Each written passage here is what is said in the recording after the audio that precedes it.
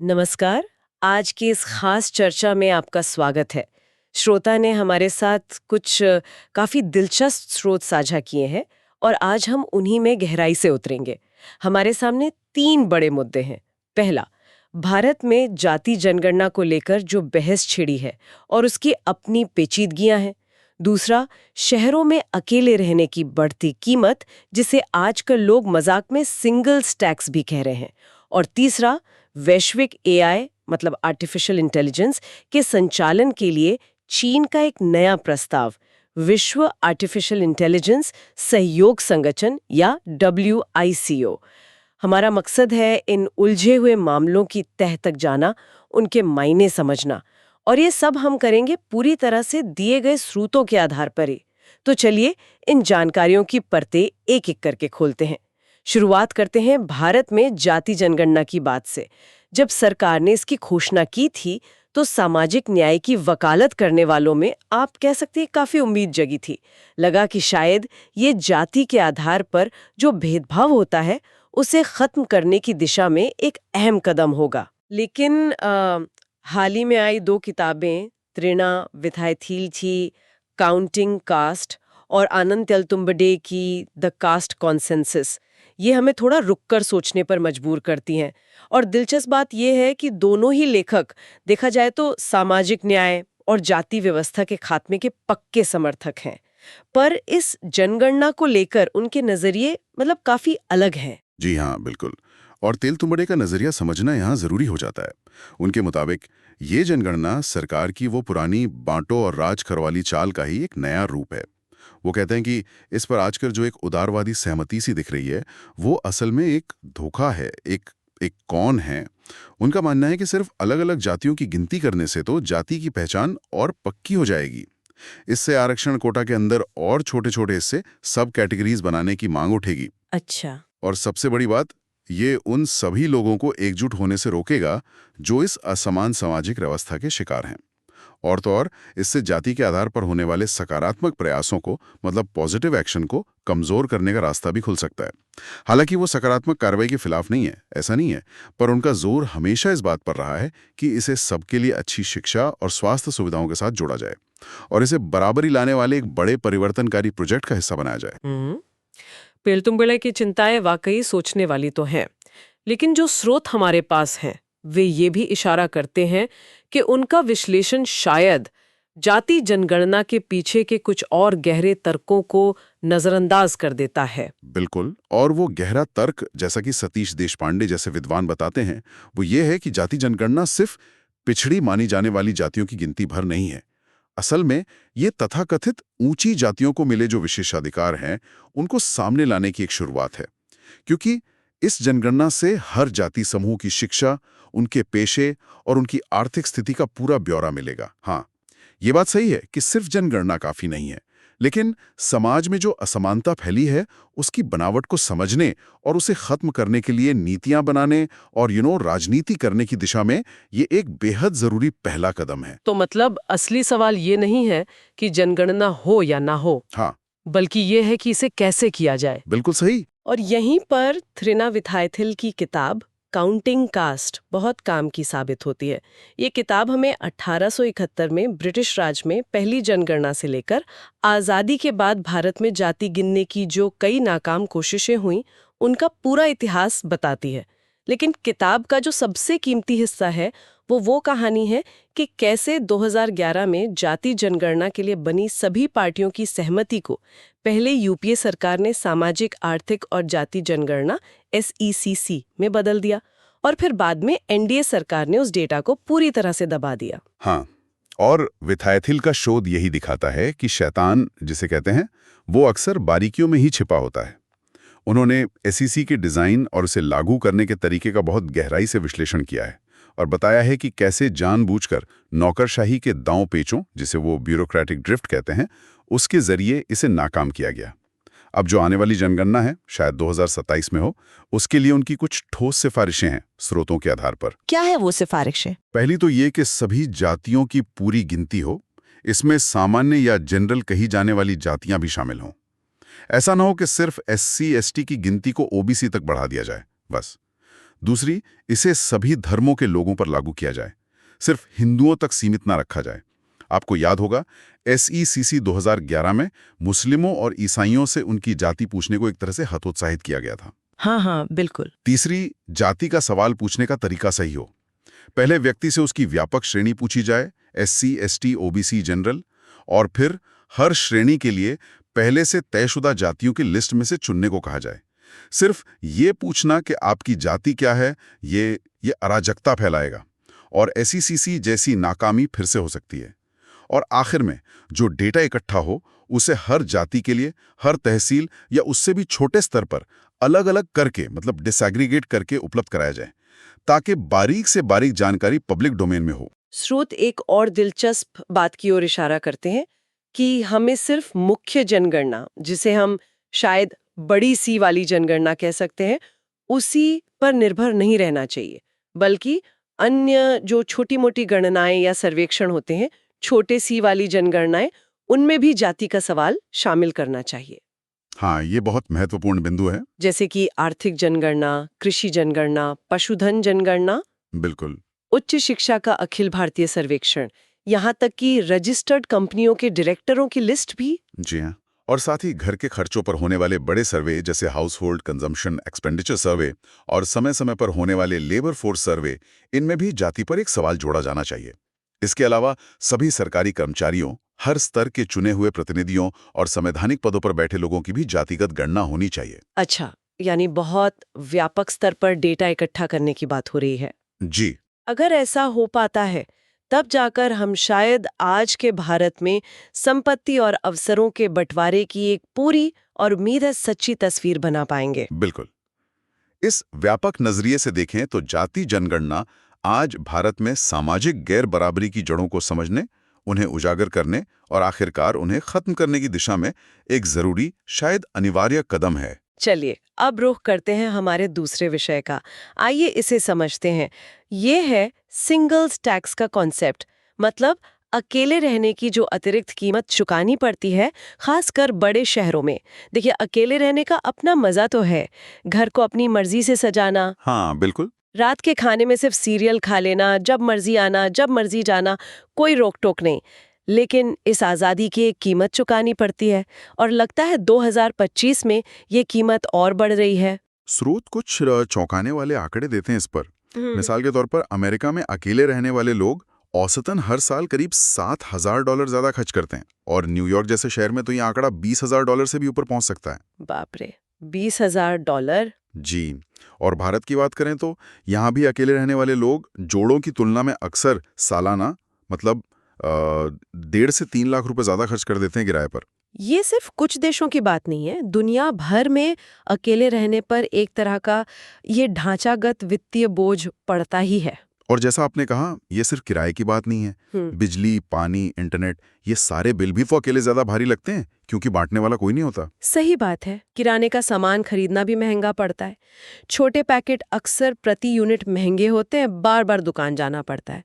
और अगर बाहर से खाना मंगवाएं तो उसमें भी डिलीवरी फीस और मिनिमम ऑर्डर की शर्तें, ये छोटी छोटी लगने वाली रकमें महीने के आखिर में जुड़कर काफी बड़ी हो जाती हैं, है ना? बिल्कुल। यही हिसाब किताब फिर आपकी सामाजिक जिंदगी पर भी लागू होता है। अकेले बाहर खाना खाने जाना, फिल्म देखना, जिम क्लास लेना, ये सब महंगा पड़ता है।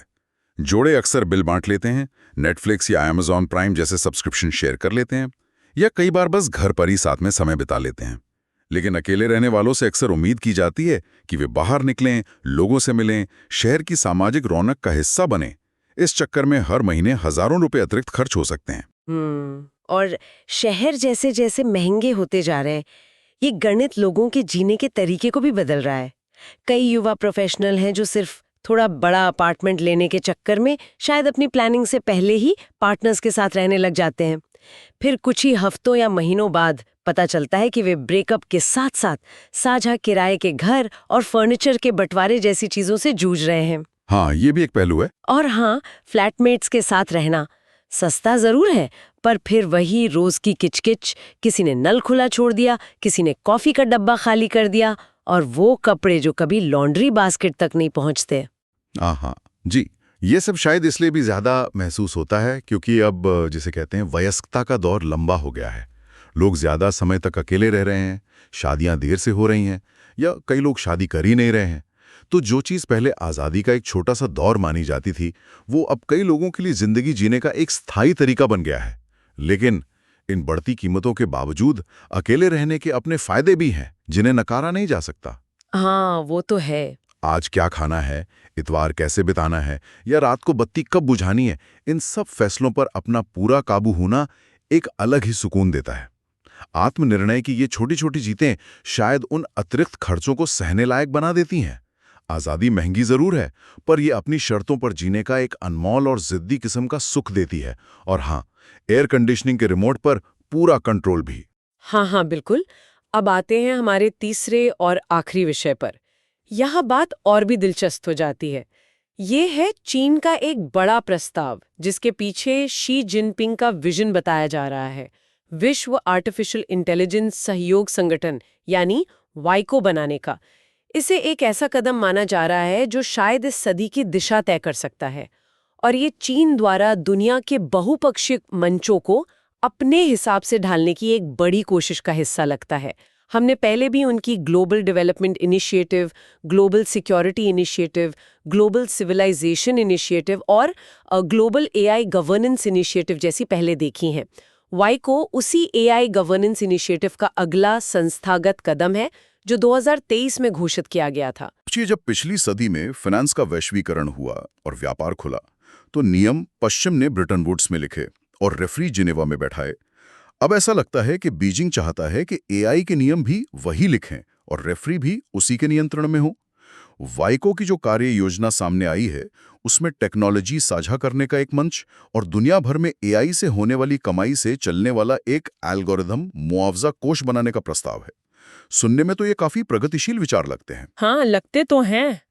लेकिन फौरन कुछ बड़े सवाल खड़े होते हैं। इस फंड को कंट्रोल कौन करेगा? कौन तय करेगा कि कौन से एल्गोरिथम सुरक्षित हैं, निष्पक्ष हैं या दूसरे देशों को दिए जा सकते हैं? अगर पारदर्शिता और नियंत्रण की व्यवस्था साफ नहीं है, तो नेक इरादे भी किसी एक पक्ष के दबदबे का जरिया बन सकते हैं। स्रोत इस WAICO की तुलना संयुक्त राष्ट्र के तहत चल रहे मौजूदा प्रयासों से भी करते हैं, जैसे एआई पर बना स्वतंत्र अंतर्राष्ट्रीय वैज्ञानिक पैनल या एआई गवर्नेंस पर वैश्विक संवाद। चीन तो कह रहा है कि WAICO इन प्रयासों का पूरक बनेगा, उन्हें मदद करेगा, लेकिन पश्चिमी देश, खासकर वॉशिंगटन और ब्रुसेल्स, इसे शक की नजर से देख रहे हैं। हाँ, उन्हें अंदेशा है। उन्हें लगता है कि चीन इसके जरिए डिजिटल दुनिया के नियम अपनी शर्तों पर तय करना चाहता है।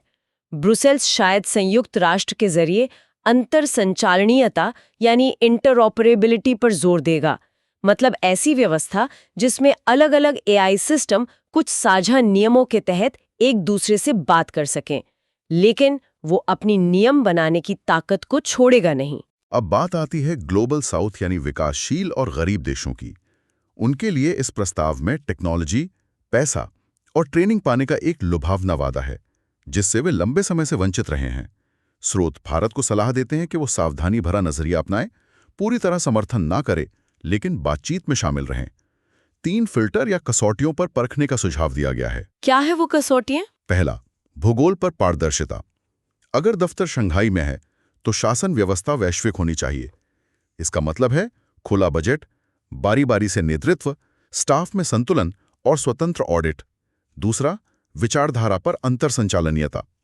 यहां भारत अपने डिजिटल पब्लिक इंफ्रास्ट्रक्चर जैसे यूपीआई ये आधार का उदाहरण दे सकता है कि कैसे खुली व्यवस्थाएं राष्ट्रीय संप्रभुत्ता के साथ चल सकती हैं।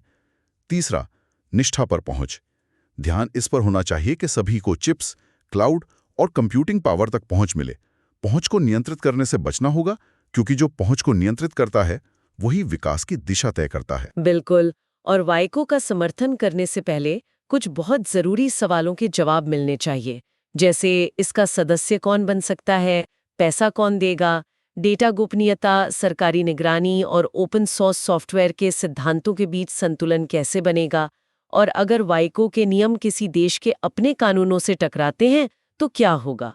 जब तक इन सवालों के साफ जवाब नहीं मिलते, तब तक इसे लेकर उत्साहित होना शायद थोड़ी जल्दबाजी होगी।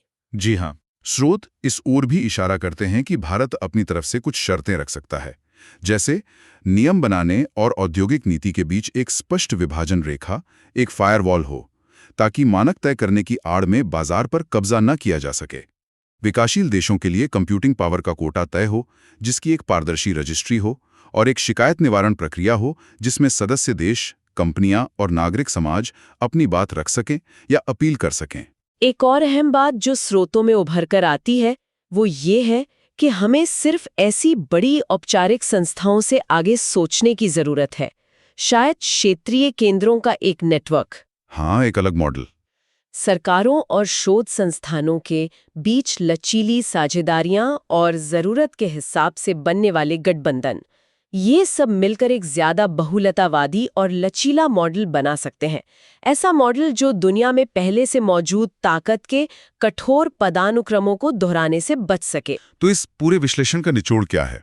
यही कि शक्ति के एल्गोरिथम लिखे जा रहे हैं और उन्हें कौन लिख रहा है ये बहुत मायने रखता है। दूसरों के बनाए नियमों पर चलने से बेहतर है कि शुरुआत में ही कड़े सवाल पूछे जाएं, क्योंकि एक बार सिस्टम के डिफॉल्ट सेट हो गए तो उन्हें बदलना बहुत मुश्किल होता है। कूटनीति में भी कोडिंग की तरह ही होता है। जिस गड़बड़ी या बग को आप शुरुआत में ठीक नहीं करते, वही बाद में पूरा सिस्टम बन जाती है। सवाल यह है कि क्या वेको वाकई वैश्विक एआई शासन की उस जरूरत को पूरा करेगा जिसकी बात हो रही है, या ये कुछ और ही साबित होगा? तो आज हमने 3 बिल्कुल अलग-अलग दुनियाओं की पड़ताल की। भारत में जाति जनगणना की उलझी हुई बहस, अकेले रहने वालों पर पड़ता सिंगल्स टैक्स का असली वित्तीय बोझ और चीन के वाइको प्रस्ताव के जरिए वैश्विक एआई नियमों को आकार देने की ऊंची बाजी। तो इसका क्या मतलब है? शायद यही कि आज के दौर में जटिल जानकारी को गहराई से समझना कितना जरूरी हो गया है। जी, और अंत में एक सवाल सोचने के लिए छूट जाते हैं जो शायद इन तीनों विषयों को कहीं ना कहीं जोड़ता है। अगर एक देश के भीतर ही लोगों की सही सही गिनती करना और उन्हें वर्गीकृत करना इतना मुश्किल है, जैसा कि हमने जाति जनगणना की चुनौतियों में देखा, और अगर हमारी व्यक्तिगत आर्थिक हकीकतें हमारे फैसलों को इतना ज्यादा प्रभावित करती हैं जैसा सिंगल्स टैक्स के मामले में दिखता है, तो हम एआई जैसी जटिल और तेजी से बदलती चीज के लिए वाकई निष्पक्ष और विश्व स्तर पर सभी का प्रतिनिधित्व करने वाली शासन संरचनाएं बनाने की उम्मीद कैसे कर सकते हैं? हम ये कैसे सुनिश्चित कर सकते हैं कि जो डिफॉल्ट नियम बनाए जा रहे हैं वे दुनिया में पहले से मौजूद असमानताओं को ही बड़े पैमाने पर न दोहरा दें?